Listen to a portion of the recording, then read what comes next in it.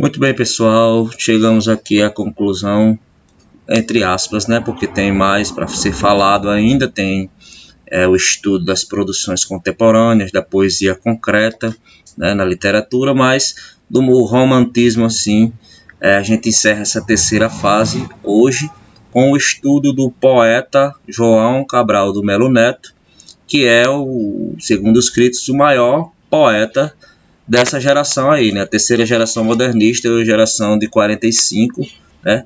É conhecido aí nos meios acadêmicos e nos estudiosos como um dos maiores poetas da nossa língua, tá? E do Brasil, com certeza, né? Principalmente do Brasil e do movimento modernista, tá? Então vamos falar um pouco sobre a vida dele e ver um pouco sobre a sua obra, principalmente a sua obra magna, a sua obra-prima, porque ele ficou mais conhecido aí, que é o poema Morte e Vida Severina, né? O poema dramático aí que é encenado como peça de teatro pelo mundo, tá? Virou até minissérie de Globo, filme, etc. aí, ok? Então, vamos lá. Conhecer um pouco da vida do João Cabral de Melo Neto, primeiro, né? Fazendo essa pequena retomada aqui, uma biografia dele aí, né? Tem no livro de vocês algumas coisas, coloco mais algumas informações aqui. Vocês podem pesquisar outras coisas também, né, para ter um conhecimento básico sobre o poeta aí, tá certo? Então ele nasce em Recife, lá em Pernambuco, no ano de 1920, certo? Ele foi durante sua vida poeta, autor, tradutor, né, e principal profissão que ele exerceu, ele foi um diplomata, tá? Então, até os 10 anos de idade, ele viveu lá no engenho de açúcar de São Lourenço, né, na zona da mata lá de Pernambuco, e voltou para o Recife aí, estudou no Colégio dos Irmãos Maristas até 1935. Quando ele completa 22 anos, ele vai se mudar para o Rio de Janeiro e publicar o seu primeiro livro, chamado Pedra do Sono, certo? Primeiro livro que ele publica lá aos 22 anos de idade, tá certo? Ele publica aí Pedra do Sono. Em 1945, ele vai ingressar lá no Itamaraty, né? Que é a diplomacia brasileira, né? Os diplomatas vão para o Itamaraty, eles são representados aí, são representantes dos países aí. Então ele vai lá em 1947 viajar para a Espanha, certo? Onde vai divulgar aí a nossa cultura lá neste país. Foi cônsul na Inglaterra, na França, na Espanha, na Suíça, na África e em alguns países da América Latina também. Volta a residir no Rio de Janeiro em 1987 e aposenta-se aí do Itamaraty lá no ano de 1990, tá certo? Em 68 ele vai ser eleito aí para a Academia Brasileira de Letras, em 68, tomando posse em maio de 69, ok? João Cabral de Melo Neto. E paralelo à sua carreira como diplomata, né, ele vai aí produzir a sua literatura, né, os seus poemas, seus livros de poema, né, e vai receber vários prêmios por estes livros, tá? Entre eles o prêmio José de Anchieta de poesia, né, lá em 1954, o prêmio Olavo Bilac da Academia Brasileira de Letras em 55, o prêmio de poesia do Instituto Nacional do Livro, o prêmio Jabuti da Câmara Brasileira do Livro, o prêmio Bienal Nestlé pelo conjunto da obra e o prêmio aí da União Brasileira dos Escritores pelo livro Crime do Cale Redator, tá? E importante, ele vai receber o prêmio Camões, que é um dos mais, talvez o mais importante prêmio, né, da literatura em língua portuguesa, certo? Em língua portuguesa, não só do Brasil, Portugal e dos países que falam língua portuguesa também. Então, dos maiores prêmios que existem, né? E ele é o primeiro brasileiro a receber esse prêmio, o prêmio Camões, tá? Lá em 1990, pela qualidade da sua obra, né? Da sua obra geral aí. Dos seus livros de poesia, da sua forma de fazer poesia, tá certo? 2 anos após, ele vai ser premiado no International Prize for Literatura da Universidade de Oklahoma dos Estados Unidos e vai morrer em 9 de outubro de 1999, no Rio de Janeiro, aos 79 anos de idade. Então, só um pouco da trajetória do João Cabral do Melo Neto aí, né? Esse diplomata brasileiro aí que escreveu também uma obra consistente e importante que marcou a história da literatura brasileira, e é por isso que ele está aí nos livros para ser estudado, né? Embora não fosse um poeta fácil, né? Porque ele era um poeta engenheiro, né? Ele construía muito bem as palavras, ele fazia questão de construir milimetricamente os poemas, né? Então apelidaram dele de engenheiro, por quê? Porque era pela construção milimétrica que ele tinha de produzir os seus poemas, as suas frases, né, tornando às vezes um pouco difícil a leitura dos seus poemas aí pelas pessoas, tá? Mas, né, ao mesmo tempo aí reconhecendo sua engenhosidade, sua arte ao produzir aí a literatura, tá? A poesia que ele fez. Aí são suas principais obras, né?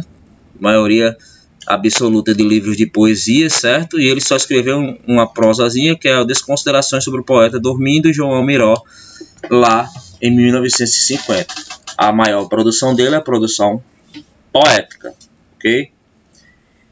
Poeta engenheiro. Suas poesias aí não vão seguir a tendência neopardasiana, como a gente sabe, a geração de 45 aí, né? Alguns vão resgatar aí conceitos do parnasianismo, do simbolismo, né? Um retorno a essas correntes aí literárias do passado, tá?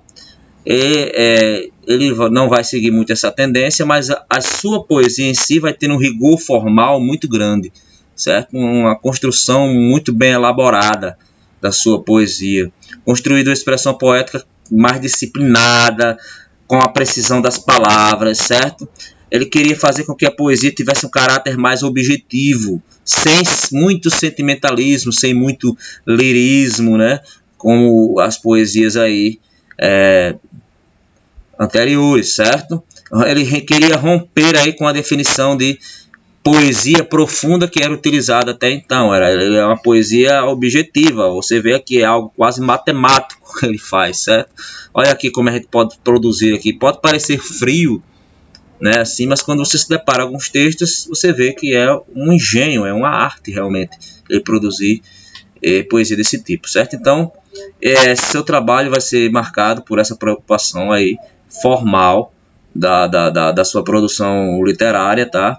Em alguns poemas nós vamos ter algumas imagens surrealistas que exigem um certo conhecimento, né, dessa escola de conhecimento de mundo, para que nós possamos entender, né, tentar decifrar, interpretar o que ele estava querendo ali, né, o que está presente no poema, né, os poemas. Então, observemos aqui um pouco da Pedra do Sono, né, um poema que faz parte da Pedra do Sono aqui, ó. O mar soprava sinos, os sinos secavam as flores eram cabeças de santos, minha memória cheia de palavras, meus pensamentos procurando fantasmas, meus pesadelos atrasados de muitas noites. De madrugada, meus pensamentos soltos voaram como telegramas, e nas janelas, toda a noite, o retrato da morte fez esforços desesperados para fugir. Então é uma poesia um tanto quanto hermética, fechada, né? Que você tem que ter um certo conhecimento de alguma coisa para tentar decifrar, né, o que ele quis colocar aí nestes poemas. Então exige um pouco de esforço do leitor mesmo, de pesquisar, de buscar aí, né? Mas nós vemos a engenhosidade aqui das palavras, ó, a construção que vai sendo feita, certo? Uma sequência também aí de frases, de efeito e tudo mais, certo? Então, esse rigor literário, esse rigor formal, vai afastar ele do grande público, né? O grande público não vai... porque como as poesias de Vinícius, as poesias mais populares aí, dos outros poetas, né, que o povo em geral tinha mais acesso, ele era um pouco mais fechado dentro do círculo acadêmico. O que vai tornar ele popular é quando ele vai publicar a grande obra dele, que é A Morte e Vida Severina, lá em 1956, a obra-prima do João Cabral de Melo Neto, certo? É um auto de Natal pernambucano, encenado lá no Teatro da PUC do Rio de São Paulo, no ano de 66, musicado aí pelo Chico Buarque, certo? Pelo compositor Chico Buarque. Então, auto de Natal, você sabe o que é, né? É quando tem a encenação aí do nascimento do Cristo, né? Pelo Natal, geralmente as escolas faziam, tem espetáculos teatrais que fazem isso, certo? Só que ele vai fazer um ato de Natal diferente. Ele não vai narrar propriamente a história do nascimento do Cristo, como a gente está conhecendo, Reis Magos, Virgem Maria, São José. Não. Ele vai pegar aí a história de um retirante, certo? De um retirante pernambucano que se sai do seu local e vai aí em busca de melhores condições de vida. E dentro dessa caminhada vai encontrar outros nordestinos, vai se encontrar com a desgraça, com a seca, com tudo que assola, né, o povo nordestino, principalmente o povo pobre do sertão, que o João Cabral conheceu muito bem. Ele era pernambucano, embora ele teve ascensão, mas ele conhecia essa realidade, ele viu de perto essa realidade, certo? Então retrata nessa obra aí essa questão do retirante nordestino e suas dificuldades. Bom, as poesias dele geralmente vão falar sobre o Nordeste em si, Pernambuco e o Nordeste em si, as mazelas próprias do Nordeste, tá? E a Espanha, que era um país que ele amava, assim. Ele morou durante muitos anos lá e ele disse que a paisagem se aproximava do que era o Nordeste, então ele fazia essa associação aí, né? E também vai falar muito também sobre a própria poesia, sobre o próprio fazer poético, como é que se faz poesia, como é que se produz poesia, né? Vai refletir essa metalinguagem do poeta, né? A poesia falando sobre o fazer poético, né? Como é que se produz poesia, um poeta refletindo dentro de um poema como se faz poesia. Ele vai fazer muito isso. Vários poetas fizeram isso, o Drummond de Andrade fez isso, vários, e ele, especialmente, muitos poemas dele estarão nessa vibe aí, tá? De como produzir poesia, de refletir a própria poesia, o próprio fazer poético, tá? Então, é isso, né?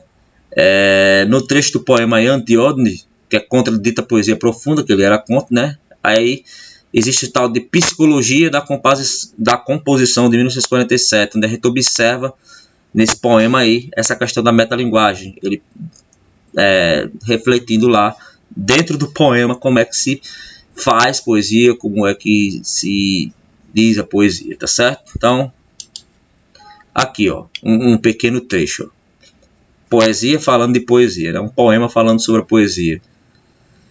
A poesia te escrevia, flor, conhecendo que és fezes, fezes como qualquer, gerando cogumelos, raros, frágeis cogumelos, no úmido calor de nossa boca.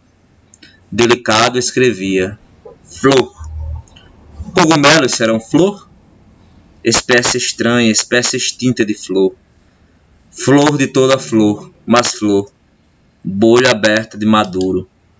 Delicado, evitava o estrume do poema.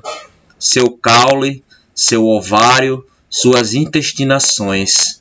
Esperava as puras, transparentes florações, nascidas do ar, no ar, como as brisas.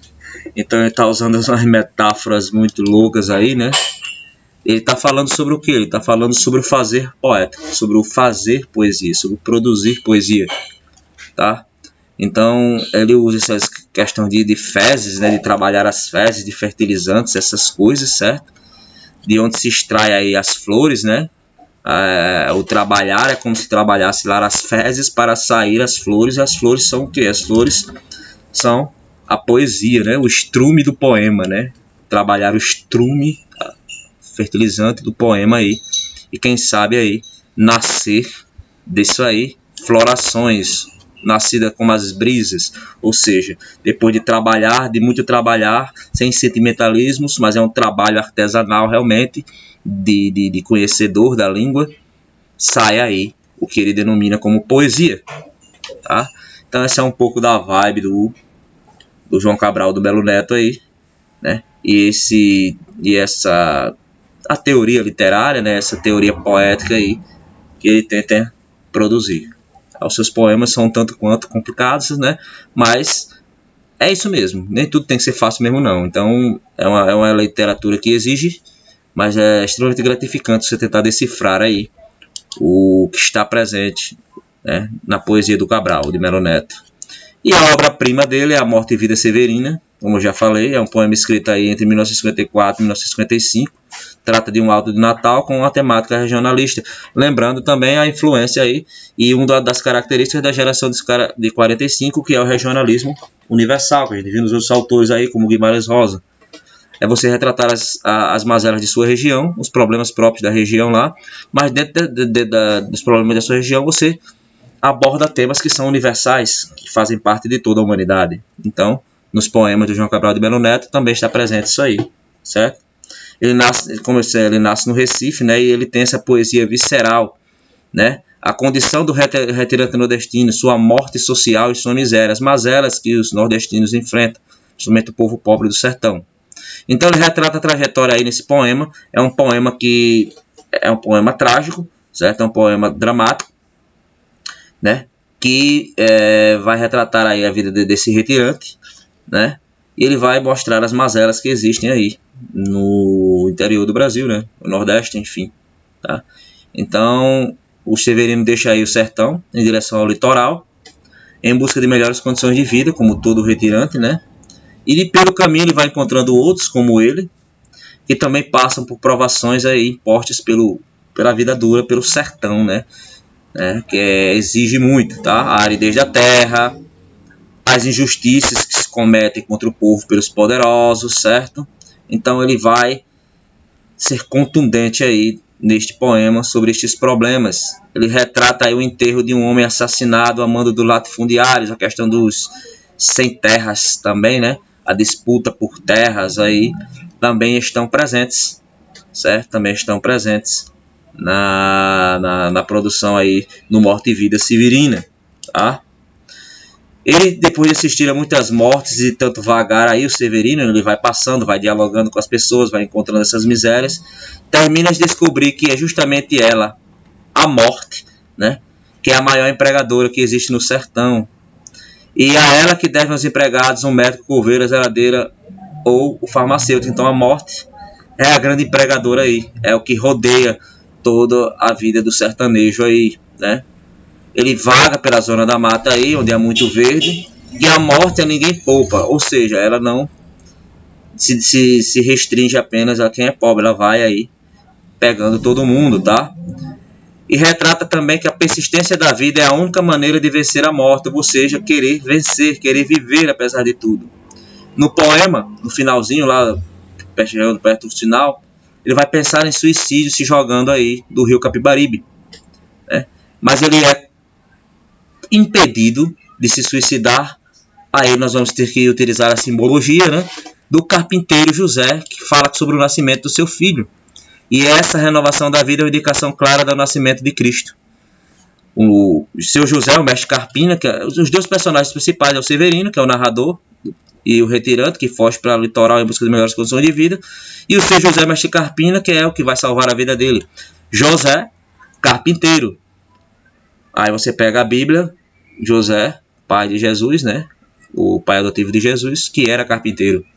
Então ele faz essa associação, ele vai ter esse diálogo no poema, né?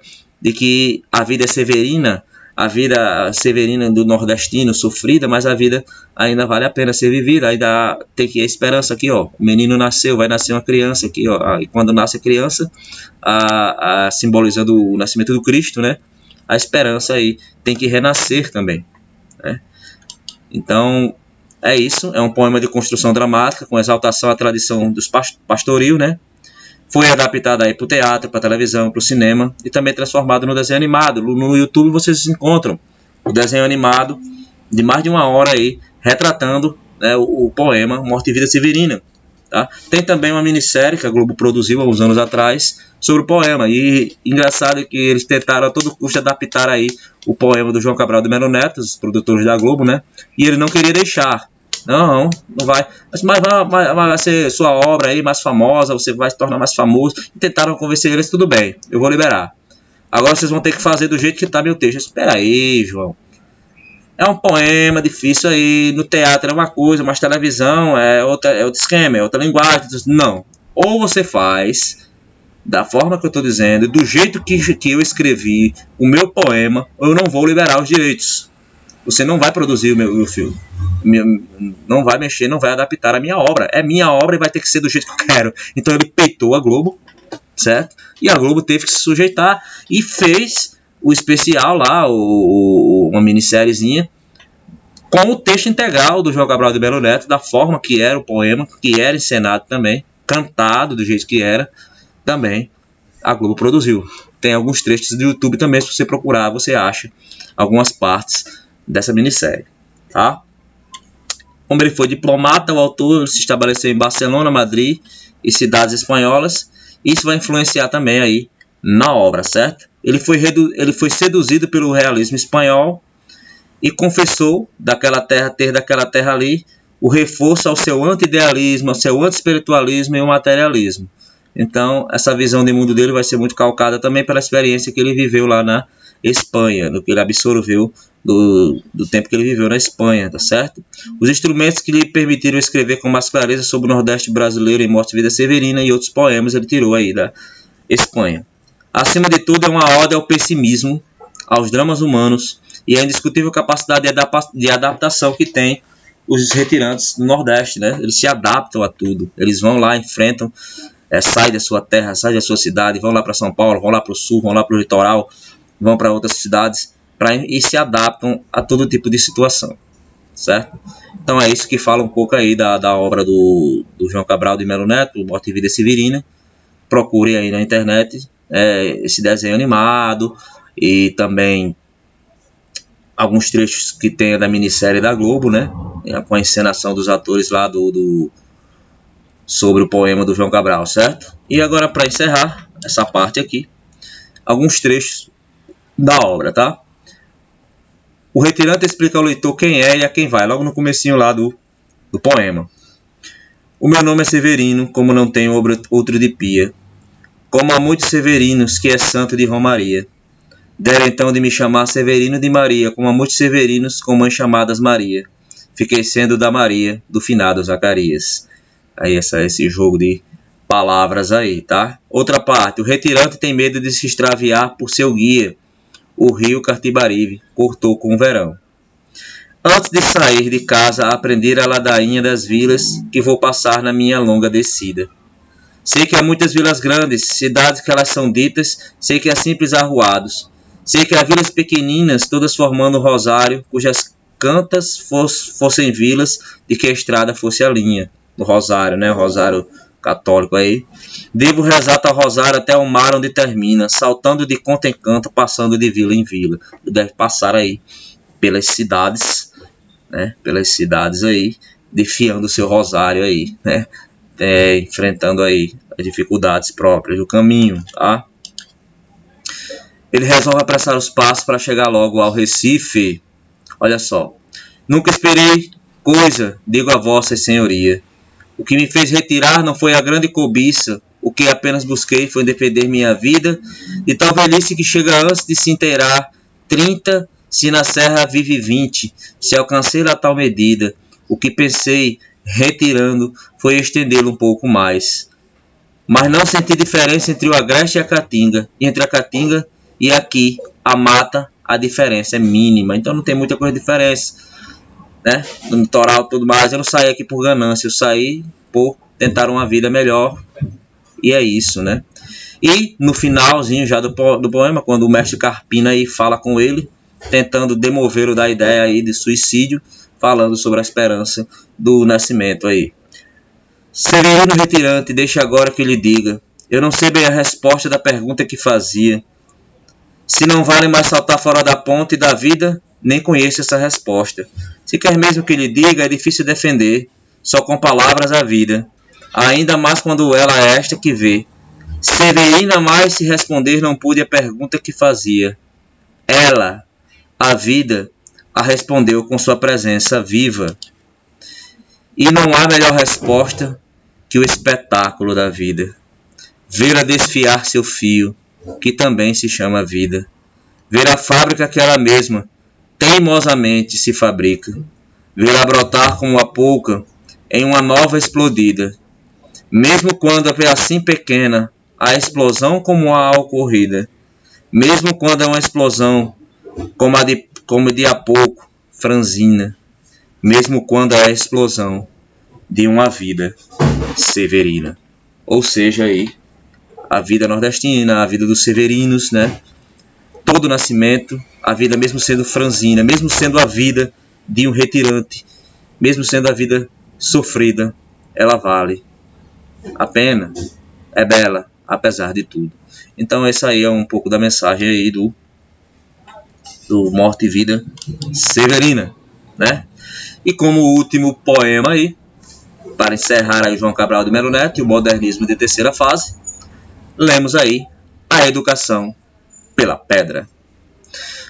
Uma educação pela pedra, por lições, para aprender da pedra, frequentá-la, captar sua voz enfática, impessoal.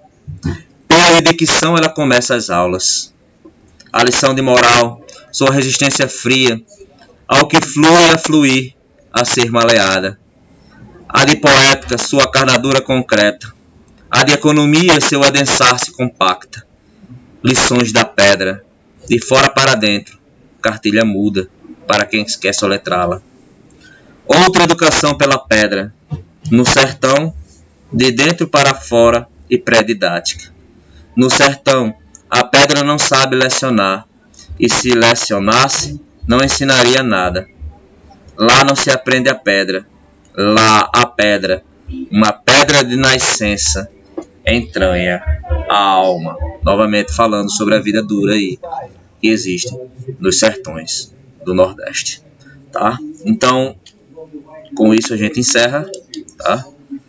E leiam aí os slides, leiam o livro aí a partir da página 34, façam o exercício que está aí, leiam os slides, procurem os materiais na internet e qualquer dúvida tirará nas lives ou manda uma mensagem para a gente aparar as arestas.